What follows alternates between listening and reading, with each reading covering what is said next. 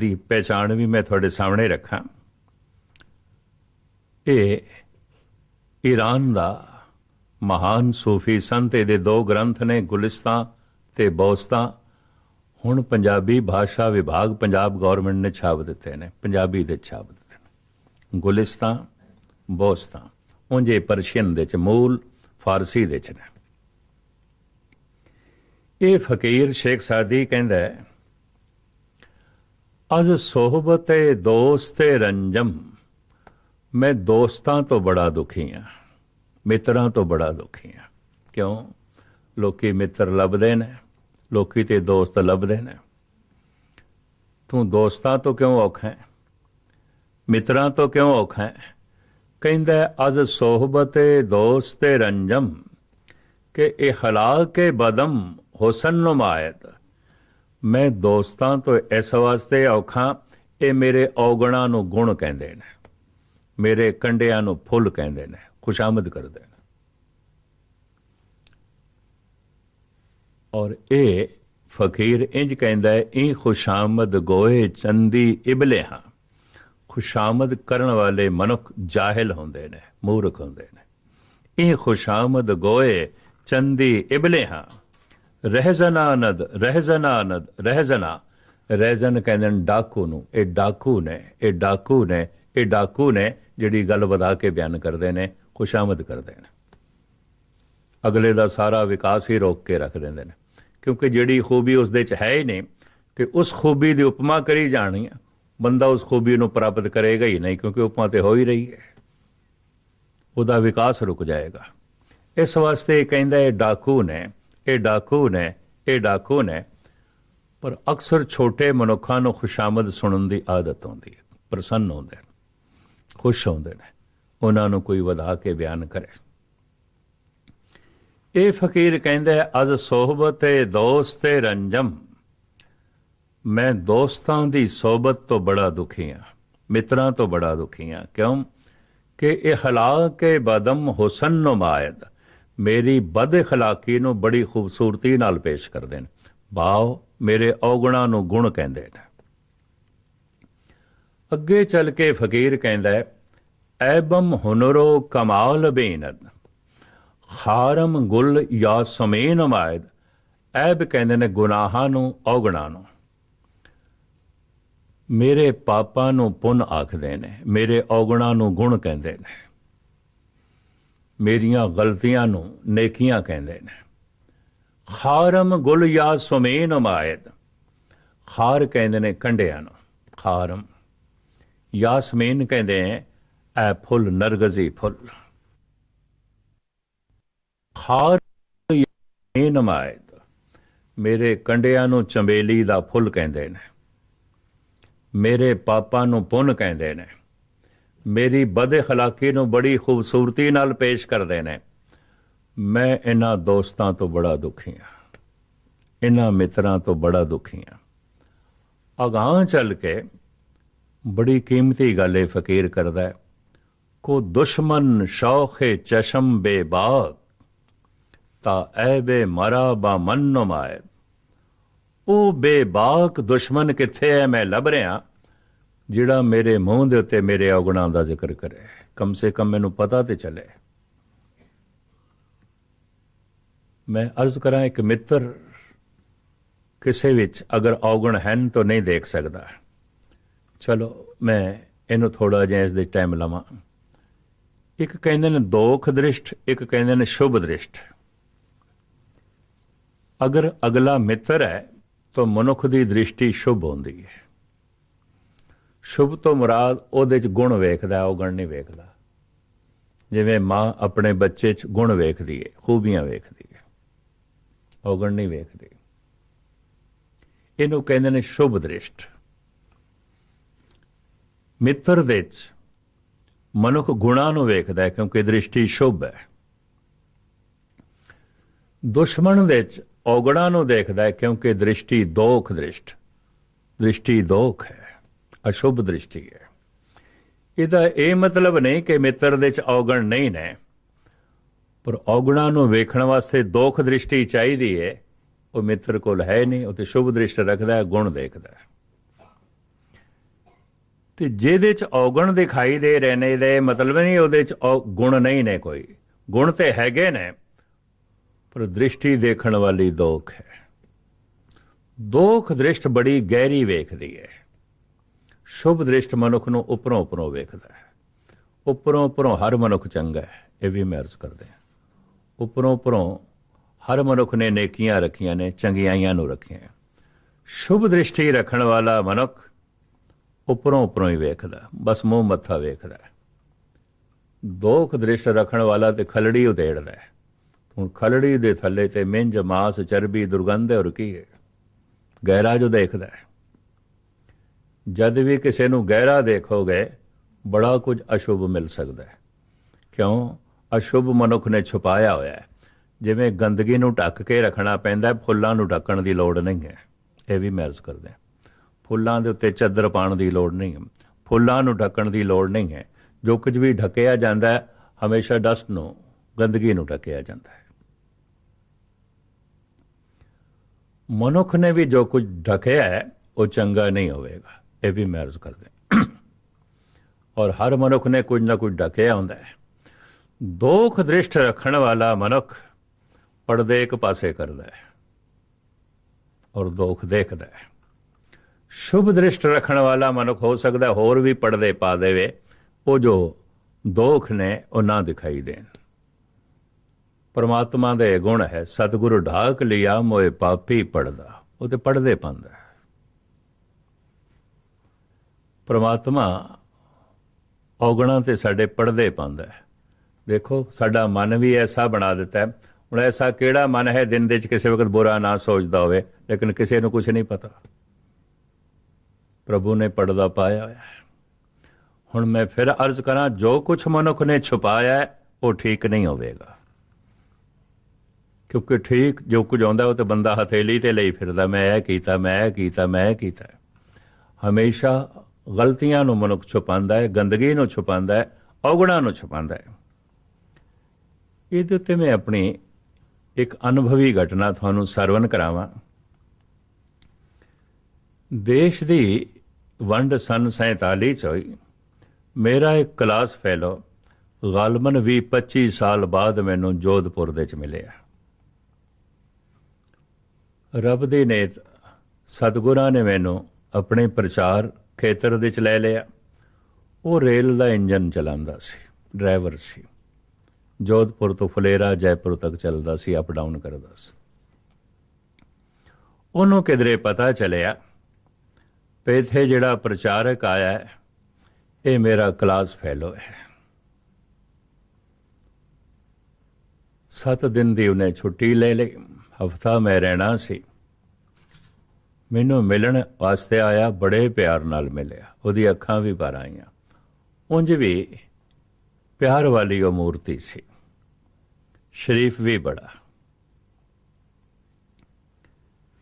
ਇੱਕ ਦਿਨ ਦੀ ਸੰਗਤ ਵਿੱਚ ਬੜਾ ਖੁੱਲ ਗਿਆ, ਕਿਉਂਕਿ ਬਚਪਨ ਦੀ ਦੋਸਤੀ ਸੀ। ਛੋਟੇ ਹੁੰਦਿਆਂ ਪ੍ਰਾਇਮਰੀ ਸਕੂਲ ਵਿੱਚ ਇਕੱਠੇ ਹੀ ਬੈਠਣਾ, 5ਵੀਂ ਤੱਕ ਇਕੱਠੇ ਬੈਠਦੇ ਰਹੇ।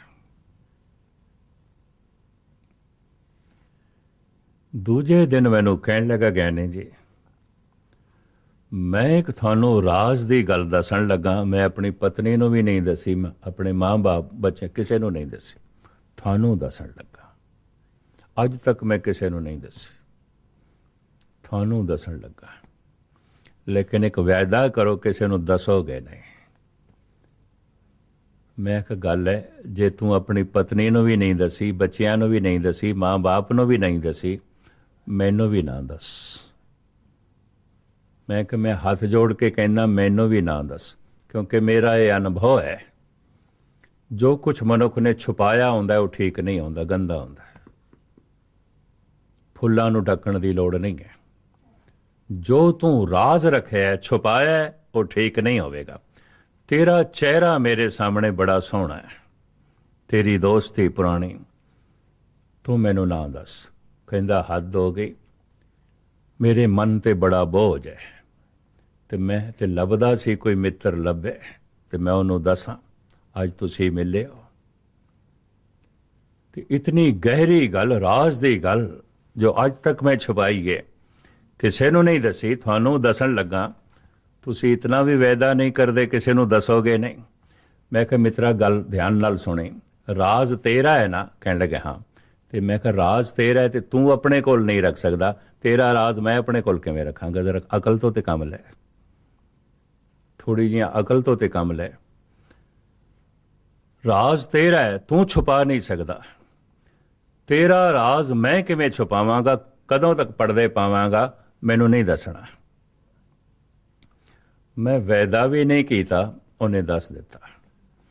ਤੇ ਦੱਸਣ ਤੋਂ ਬਾਅਦ ਕਹਿੰਦਾ ਹੁਣ ਮੇਰਾ ਹਿਰਦਾ ਹੌਲਾ ਹੋ ਗਿਆ।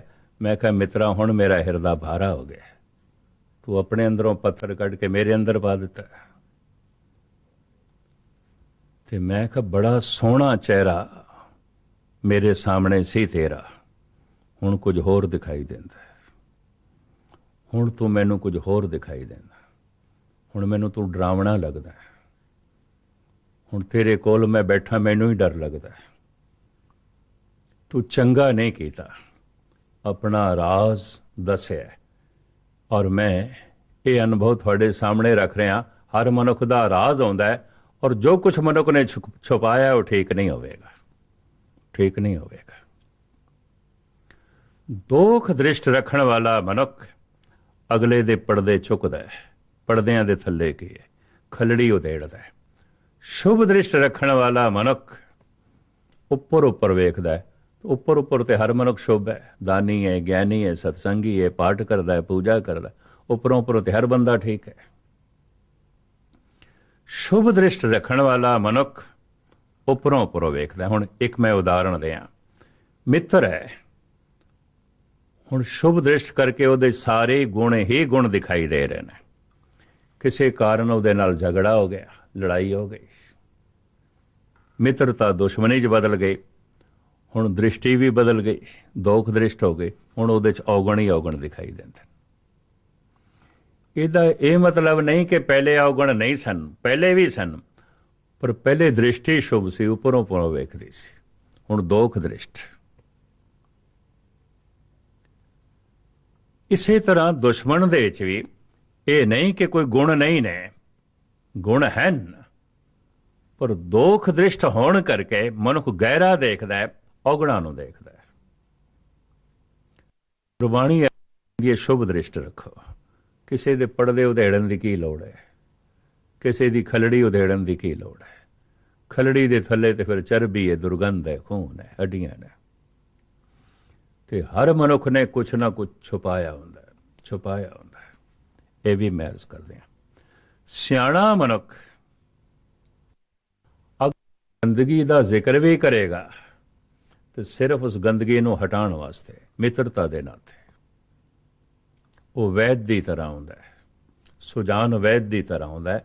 ਰੋਗ ਕੱਟਣਾ ਹੈ, ਇਸਦਾ ਬਿਮਾਰੀ ਹਟਾਣੀ ਹੈ, ਬਿਮਾਰੀ ਨੂੰ ਛੁਪਾਉਣ ਦੀ ਲੋੜ ਨਹੀਂ। ਅਗਰ ਬਿਮਾਰੀ ਤੱਕ ਵੀ ਉਸਦੀ ਨਿਗਾਹ ਜਾਂਦੀ ਹੈ ਤੇ ਦੋਖ ਦ੍ਰਿਸ਼ਟ ਕਰਕੇ ਨਹੀਂ, ਸ਼ੁਭ ਦ੍ਰਿਸ਼ਟ ਕਰਕੇ। ਤੋ ਖੈਰ ਇਹ 6ਵਾਂ ਲੱਛਣ ਧੰਨ ਗੁਰੂ ਅਰਜਨ ਦੇਵ ਜੀ ਮਹਾਰਾਜ ਪੂਰਨ ਪੁਰਖ ਦਾ ਦੱਸਦੇ ਨੇ ਕਿ ਉਹ ਨਿੰਦਾ ਨਹੀਂ ਕਰਦਾ, ਨਿੰਦਾ ਨਹੀਂ ਸੁਣਦਾ। ਭਾਵ ਕਿਸੇ ਦੀ ਗੱਲ ਘਟਾ ਕੇ ਨਹੀਂ ਕਰਦਾ, ਕਿਸੇ ਦੀ ਗੱਲ ਘਟਾ ਕੇ ਨਹੀਂ ਸੁਣਦਾ। ਫਿਰ ਮੈਂ ਅਰਜ਼ ਕਰਾਂ, ਨਿੰਦਾ ਕਿਸ ਨੂੰ ਕਹਿੰਦੇ ਨੇ? ਫੁੱਲ ਨੂੰ ਕੰਡਾ ਕਹਿਣਾ ਨਿੰਦਾ ਹੈ, ਕੰਡੇ ਨੂੰ ਫੁੱਲ ਕਹਿਣਾ ਖੁਸ਼ਾਮਦ ਹੈ। ਫੁੱਲ ਨੂੰ ਫੁੱਲ ਕਹਿਣਾ, ਕੰਡੇ ਨੂੰ ਕੰਡਾ ਕਹਿਣਾ ਸੱਚ ਹੈ, ਸਚਾਈ ਹੈ। ਪਰ ਮਨੁੱਖ ਅਧੂਰਾ ਸੱਚ ਬੋਲਦਾ ਹੈ, ਫੁੱਲ ਨੂੰ ਫੁੱਲ ਕਹਿ ਦਿੰਦਾ ਹੈ, ਕੰਡੇ ਨੂੰ ਕੰਡਾ ਨਹੀਂ ਕਹਿੰਦਾ। ਉਹਨੂੰ ਪਤਾ ਹੈ ਕੰਡੇ ਨੂੰ ਕੰਡਾ ਆਖਿਆ ਤੇ ਚੁਭੇਗਾ। ਜ਼ਾਲਮ ਨੂੰ ਜ਼ਾਲਮ ਨਹੀਂ ਕਹਿੰਦਾ। ਦੁਨੀਆ ਦੇ ਵਿੱਚ ਜ਼ਾਲਮ ਨੂੰ ਕੋਈ ਸੂਰਬੀਰ ਹੀ ਹੋਵੇਗਾ ਜਿਹੜਾ ਜ਼ਾਲਮ ਕਹੇਗਾ। ਔਰੰਗਜ਼ੇਬ ਦੇ ਐਲਕਾਰਾਂ ਨੇ ਧੰਨ ਗੁਰੂ ਗੋਬਿੰਦ ਸਿੰਘ ਜੀ ਮਹਾਰਾਜ ਨੂੰ ਆਖਿਆ, ਤੁਹਾਡੇ ਹੱਥ ਦੇ 'ਚ ਮਾਲਾ ਚੰਗੀ ਲੱਗਦੀ ਏ, ਤਲਵਾਰ ਨਹੀਂ, ਬੰਦੂਕ ਚੰਗੀ ਨਹੀਂ ਲੱਗਦੀ। ਤੁਸੀਂ ਗੁਰੂ ਨਾਨਕ ਦੀ ਗੱਦੀ ਦੇ ਵਾਰਿਸ ਹੋ ਤੇ ਇਹ ਬੰਦੂਕ ਸੁੱਟ ਦਿਓ, ਤਲਵਾਰ ਸੁੱਟ ਦਿਓ। ਪਤਾ ਉਹ ਤੇ ਸਤਿਗੁਰੂ ਕੀ ਕਹਿੰਦੇ ਨੇ? ਮੈਂ ਉਹਨਾਂ ਦੇ ਬੋਲ ਹੀ, ਉਹਨਾਂ ਦੀ ਬਾਣੀ ਤੁਹਾਡੇ ਸਾਹਮਣੇ ਰੱਖ ਰਿਹਾ।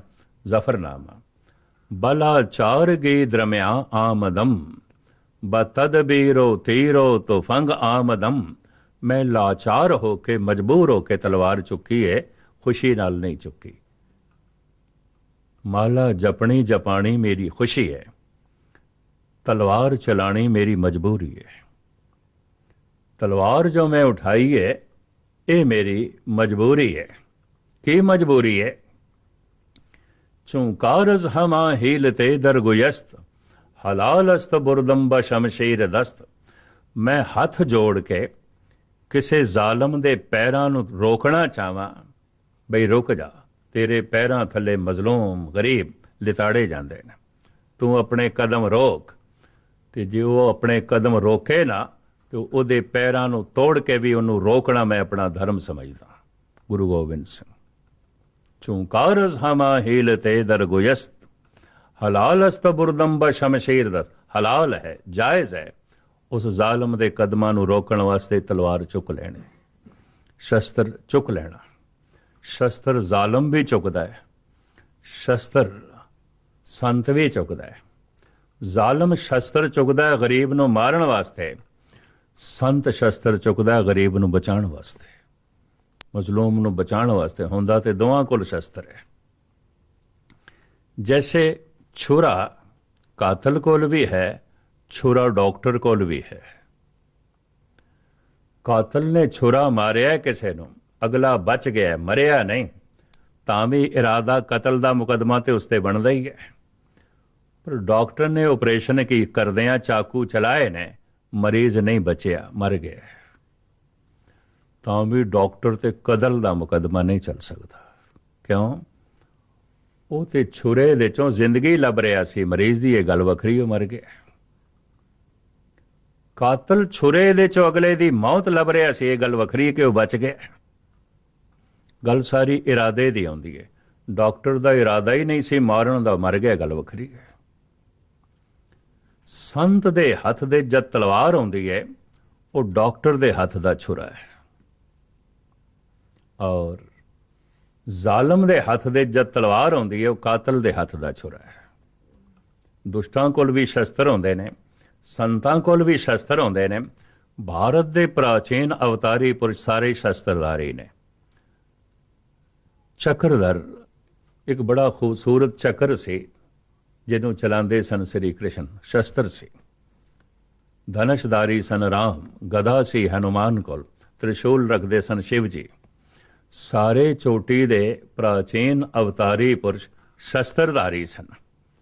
ਇਸੇ ਤਰ੍ਹਾਂ ਗੁਰੂ ਹਰਗੋਬਿੰਦ ਸਾਹਿਬ ਜੀ ਮਹਾਰਾਜ ਨੇ, ਧੰਨ ਗੁਰੂ ਗੋਬਿੰਦ ਸਿੰਘ ਜੀ ਮਹਾਰਾਜ ਨੇ ਸ਼ਸਤਰ ਚੁੱਕ ਲਏ। ਕਈ ਜਦ ਇਸ ਤਰ੍ਹਾਂ ਕਹਿ ਦਿੰਦੇ ਨੇ ਗੁਰੂ ਨੂੰ ਸ਼ਸਤਰ ਨਹੀਂ ਚੁੱਕਣੇ ਚਾਹੀਦੇ ਸਨ, ਅਨਮਤੀ ਹੈ। ਜਦ ਮੈਂ ਉਹਨਾਂ ਨੂੰ ਕਹਿੰਦਾ ਜੇ ਰਾਮ ਦਾ ਸ਼ਸਤਰ ਚੁੱਕਣਾ ਜਾਇਜ਼ ਹੈ, ਕ੍ਰਿਸ਼ਨ ਦਾ ਸ਼ਸਤਰ ਚੁੱਕਣਾ ਜਾਇਜ਼ ਹੈ, ਸ਼ਿਵ ਜੀ ਦਾ ਤ੍ਰਿਸ਼ੂਲ ਚੁੱਕਣਾ ਜਾਇਜ਼ ਹੈ, ਤੇ ਤੁਹਾਨੂੰ ਸਿਰਫ ਗੁਰੂ ਗੋਬਿੰਦ ਸਿੰਘ ਦਾ ਸ਼ਸਤਰ ਚੁੱਕਣਾ ਜੋ ਹੈ ਗੈਰ ਲੱਗਦਾ ਹੈ, ਫਿਜ਼ੂਲ ਲੱਗਦਾ ਹੈ। ਉਹ ਸ਼ਸਤਰ ਨਾ ਉੱਠਦਾ ਤੇ ਅੱਜ ਭਾਰਤ ਦੇ ਵਿੱਚ ਇਹ ਗੀਤਾ ਰਾਮਾਇਣ ਦੀ ਕਥਾ ਹੀ ਨਹੀਂ ਹੋਣੀ ਸੀ। ਕਵੀ ਸੰਤੋਖ ਸਿੰਘ ਜੀ ਲਿਖਦੇ ਨੇ, ਛਾਏ ਜਾਤੀ ਏਕਤਾ ਅਨੇਕਤਾ ਬਿਲਾਏ ਜਾਤੀ। ਸਾਰਾ ਅਫਗਾਨਿਸਤਾਨ ਬੁੱਧਿਸਟ ਸੀ, ਅੱਜ ਨਹੀਂ ਹੈ। ਸਾਰੇ ਦਾ ਸਾਰਾ ਰਸ਼ੀਆ ਸਨਾਤਨੀ ਸੀ ਤੇ ਬੁੱਧਿਸਟ ਸੀ। ਉਜ਼ਬੇਕਿਸਤਾਨ, ਤਾਜਿਕਿਸਤਾਨ, ਉਰਮੇਨਿਸਤਾਨ ਇਹ ਸਾਰੇ ਬੁੱਧਿਸਟ ਸਨ, ਅੱਜ ਨਹੀਂ ਨੇ। ईरान का आर्या से सनातनवाद से आज नहीं है। और इस तरह एक काफिला इन्हां मुल्कां नूं लिताड़दा होया जद भारत दे च पहुंचिया कामयाब नहीं होया। कारण पूर्ण तौर ते कामयाब नहीं होया। कारण ये लिखते ने कवि संतोख सिंह जी, छाए जाती एकता अनेकता बिलाए जाती होवत कुचेलता कतेबन कुरान के। पाप ही परपक जाते धर्म दसक जाते बरन गरक जाते सहित विधान के। देवी देव देहुरे संतोख सिंह दूर होते। ये कदों दे मिट जाने। देवी देव देहुरे संतोख सिंह दूर होते। रीत मिट जाती कथा बेदन पुराण के।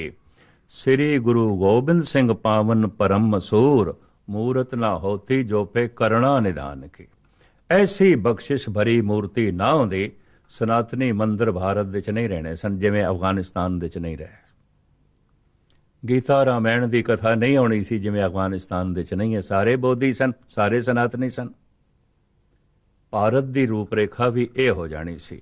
ਭਾਰਤ ਦੀ ਪ੍ਰਾਚੀਨਤਾ ਜੋ ਬਚੀ ਹੋਈ ਹੈ, ਕਵੀ ਸੰਤੋਖ ਸਿੰਘ ਜੀ ਕਹਿੰਦੇ ਨੇ ਗੁਰੂ ਗੋਬਿੰਦ ਸਿੰਘ ਜੀ ਦੀ ਗੁਰਬਾਣੀ ਦਾ ਸਦਕਾ, ਉਹਨਾਂ ਦੇ ਸ਼ਸਤਰ ਦਾ ਸਦਕਾ, ਉਹਨਾਂ ਦੀ ਸੂਰਬੀਰਤਾ ਦਾ ਸਦਕਾ।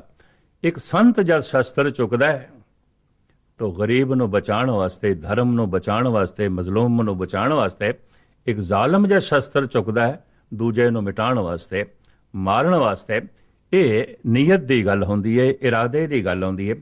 ਤਾਂ ਛੇਵਾਂ ਲਕਸ਼ਣ ਉਸ ਪਰਮ ਪੁਰਖ ਦਾ ਇਹ ਹੁੰਦਾ ਹੈ, ਕਿਸੇ ਦੀ ਗੱਲ ਘਟਾ ਕੇ ਨਹੀਂ ਕਰਦਾ, ਕਿਸੇ ਨੂੰ ਭੰਡਦਾ ਨਹੀਂ, ਕਿਸੇ ਨੂੰ ਪਿੱਛੇ ਸੁੱਟਣ ਦੀ ਕੋਸ਼ਿਸ਼ ਨਹੀਂ ਕਰਦਾ।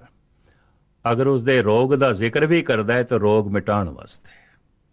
ਪਰ ਨਿੰਦਾ ਨੈ ਸਰੋਤ ਸਰਵਣੰ, ਆਪ ਤਿਆਗ ਸਗਲ ਰੇਣ ਕੇ, ਖਟ ਲਖਨ ਪੂਰਨ ਪੁਰਖੇ, ਨਾਨਕ ਨਾਮ ਸਾਧ ਸਵਜਨੇ।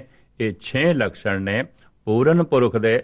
ਉਹਨੂੰ ਸਾਧੂ ਕਹਿੰਦੇ ਨੇ, ਉਹਨੂੰ ਸੰਤ ਕਹਿੰਦੇ ਨੇ, ਉਹਨੂੰ ਬ੍ਰਹਮ ਗਿਆਨੀ ਕਹਿੰਦੇ ਨੇ, ਉਹਨੂੰ ਸੱਜਣ ਕਹਿੰਦੇ ਨੇ। ਇਹਨਾਂ ਗੁਣਾਂ ਦਾ ਨਾਂ ਹੀ ਸੰਤ ਹੈ, ਇਹਨਾਂ ਗੁਣਾਂ ਦਾ ਨਾਂ ਹੀ ਬ੍ਰਹਮ ਗਿਆਨੀ ਹੈ, ਇਹਨਾਂ ਗੁਣਾਂ ਦਾ ਨਾਂ ਹੀ ਭਗਤ ਹੈ। ਤੇ ਪੜ੍ਹ ਕੇ ਇੱਕ ਦਫਾ ਮੈਂ ਫਿਰ ਸੁਣਾ ਦਿਆਂ ਤੇ ਸਮਾਪਤੀ ਪੂਰੇ ਦਾ ਪੂਰਾ ਸ਼ਲੋਕ ਤੁਹਾਨੂੰ ਸਰਵਨ ਕਰਾ ਦਿਆਂ। ਮੰਤਰ ਰਾਮ ਰਾਮ ਨਾਮੰ ਧਿਆਨੰ ਸਰਬਤਰ ਪੂਰਨੇ,